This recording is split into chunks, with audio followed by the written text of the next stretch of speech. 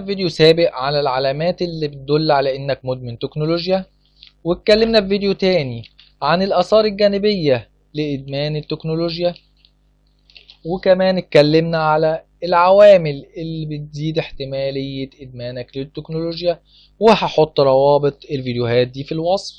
ودلوقتي هنتكلم على الموضوع المهم اللي هو ازاي نقلل من إدمان التكنولوجيا. واحد، في الصحيان.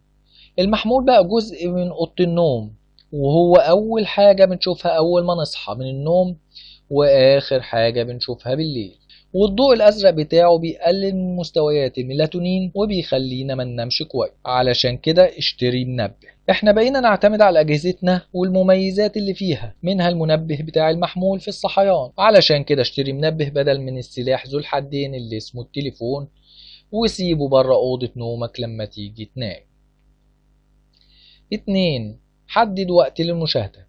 لازم نحط شوية قواعد لإمتى الشغل يحصل وإمتى اللعب يبتدي، علشان صحتنا الجسمية والنفسية. فلازم نحط خط بين الشغل والمتعة، وإمتى نكون أونلاين وإمتى نكون أوفلاين. اطفي المحمول الساعة 10 بالليل. مفيش إيميل بعد الساعة 7. مفيش محمول في الأجازة علشان نعيش حياتنا مع الأسرة والأصحاب. حط حاجة تعملها في وقت منع استعمال المحمول، وخلي التليفون بعيد عنك علشان ما تشوفهوش وتلاقي نفسك من غير قصد ماسكه. 3. قبل النوم.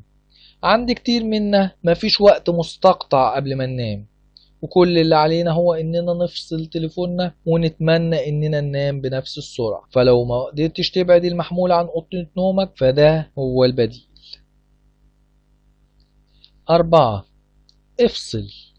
أول مرة خرجت فيها من غير المحمول هتلاقي نفسك حسيت بالقلق، وهتلاقي نفسك بتحسس على جيبك بشكل لا إرادي. السلوك ده اسمه نوموفوبيا، الخوف من عدم وجود التليفون. بداية بسيطة للتخلص من إدمان التكنولوجيا وتقوية إرادتك إنك تخرج من غير التليفون في المشاوير البسيطة، وحتى في البيت حاول إنك تبعد عنه. 5. الأكل بعيد عن التليفون.